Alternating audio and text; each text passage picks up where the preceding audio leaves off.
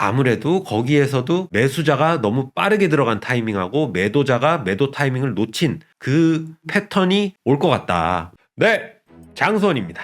네, 오늘은 20년, 21년도에 무슨 일이 있었냐, 그리고 그것 때문에 시장이 어떻게 변화가 됐느냐, 그리고 다시 5년이 지났는데 지금 무슨 일이 생겼느냐를 한번 쭉 시간 순서대로 한번 풀어볼게요. 자, 20년, 21년도 바보들의 행진 기간이라는 기간이 있습니다.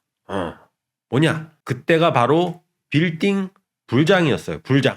시작은 주식, 비트코인에서 넘쳐나는 유동성이 그 다음 아파트로 왔죠. 그때 5년 전에 아파트 시장이 어마어마하게 올라갔습니다. 다 올라갔어요. 지금 서울, 경기뿐만이 아니라 지방까지 다 올라가는 아파트 불장이 왔어요.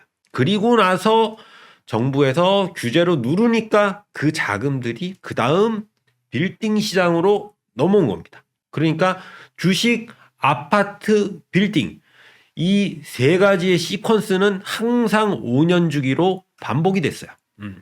그래서 우리가 5년마다 사이클이 오면서 주식이 오른다. 그러면 아파트가 오르고 그 다음 빌딩이다. 라는 순서가 있었습니다. 근데 5년 전에 20년, 21년도에는 문제는 뭐였냐면은 그때 또 코로나가 와버렸어. 코로나가 오니까 전 세계적으로 유동성이 넘치면서 인플레이션이 발생을 하면서 거기에다가 뭐다? 특히 이 빌딩 시장에는 레버리지가 무한이었습니다. 거의 뭐 2008년 미국의 서브프라임 때처럼 그냥 누구든지 법인 세워서 얼마든지 레버리지를 일으킬 수 있는 시장이 빌딩 시장이었어요.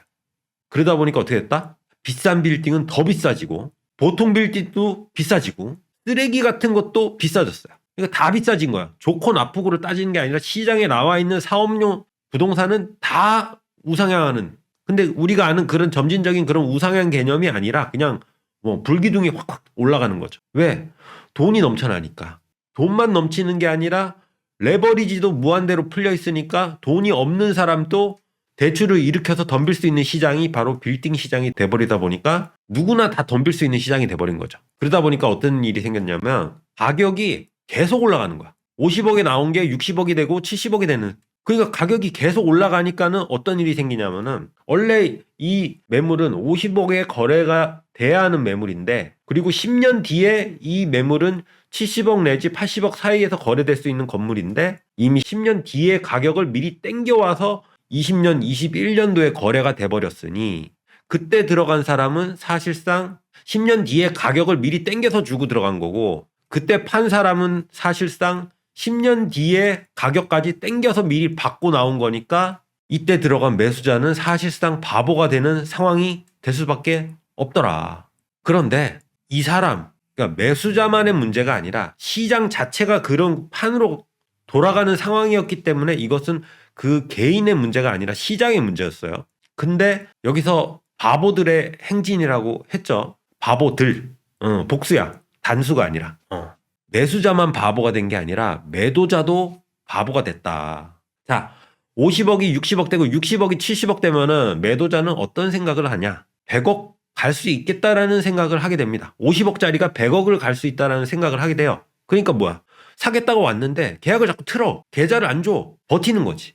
100억 간다. 근데 여기서 문제가 뭐냐면은 코로나 기간 때는 언제든지 팔았어도 어깨 이상의 가격으로 좋은 가격으로 10년 뒤에 마진까지 먹고 나올 수 있는 구조였는데 100억 간다라고 욕심을 부리다가 타이밍을 놓친 거죠. 왜냐하면 22년 중반쯤 되면서 이제 제로금리에서 갑자기 금리가 올라가기 시작하는 거예요. 금리가 올라가는 게 이제 시장에 반영이 되다 보니까는 시장의 유동성이 싹 사라지는 거죠. 그리고 레버리지로 덤비는 이런 사람들이 없으니까 사람들이 내 뒤에 받아줄 확률이 떨어진다. 그런 생각으로 이제 매수가 죽은 거죠. 매수가 죽으니까 어떻게 된다? 팔려고 내놔도 안 팔리고 10억을 싸게 내놔도 안 팔리고. 근데 문제는 대출이자가 700, 800 나오는 게 1000이 넘어가기 시작하니까 이거는 아닌데 현금 흐름으로 쳐낼 수 있는 거를 넘어가기 시작하니까 이제 본인이 급해진 거죠. 하지만 급하다고 매수세는 돌아오지 않고. 근데 여기서 내 돈으로 들어간 사람은 상관이 없죠. 버티면 되니까. 버티면 되니까 상관이 없는데 레버리지로 들어간 사람들은 금융 비용을 쳐낼 수가 없으니까, 버틸 수가 없으니까 어떻게 된다? 경매로 청산되거나 아니면은 에쿼티 놓고 빈손으로 집에 가면 그나마 엑시트가 가능한 구조가 돼버린 거다.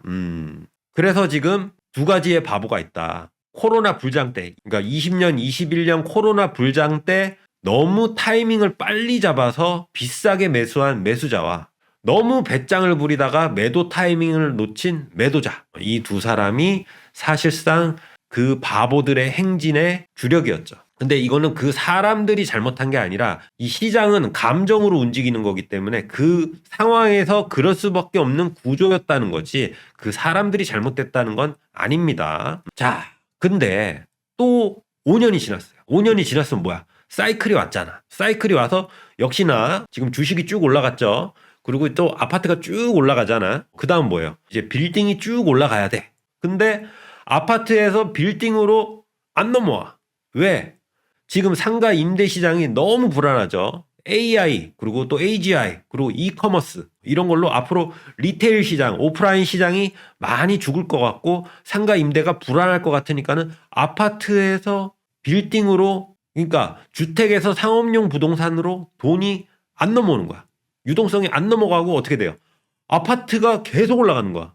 그러니까 아파트가 지금 하나가 거의 빌딩 가격에 맞먹는 시장이 돼버린 거죠. 아파트가 사실상 지금 빌딩 역할을 하고 있는 거예요. 그러다 보니까 어떻게 돼요? 대통령까지 자기 집을 팔아서 이제부터 아파트를 잡겠다. 그래서 지금 1주택자도 장특공제를 손을 봐갖고 시장을 잡겠다라는 논리가 지금 나온 거예요. 왜냐하면 장특공제는 너무 주택시장에서 세금적으로 너무 우대를 해주는 건데 지금 아파트가 사실상 빌딩처럼 자산의 역할을 하는 상황에서 장특공제를 넣어주면은 이거는 투기꾼한테 절세해주는 그런 효과니까 장특공제를 손보겠다라는 지금 선언이 지금 나오고 있어요. 그러니까 지금 아파트 시장이 계속 올라가고 있다가 요즘에 지금 정권에서 찍어 누르니까는 주춤하고 있죠. 주춤하는데 그게 20년, 21년 코로나 시장 때의 그 꺾임하고 동일할지 아닐지는 알 수는 없지만은 아무래도 거기에서도 매수자가 너무 빠르게 들어간 타이밍하고 매도자가 매도 타이밍을 놓친 그 패턴이 올 것 같다. 왜? 지금은 그 아파트가 사실상 빌딩하고 똑같은 상품성을 띠고 있어요. 그런데 아직은 몰라. 지금 아파트를 규제로 잡으면 그 자금이 빌딩 시장으로 넘어올지 아니면 다른 방향으로 갈지. 그래서 일단은 지금 사이클이 왔고 원래대로 주식 아파트 빌딩 패턴으로 원래 흘러야 하는데 지금 주택에서 상업용 부동산으로 유동성이 흐르지 않고 있다. 그래서 이 유동성이 어디로 튈지는 나도 모른다.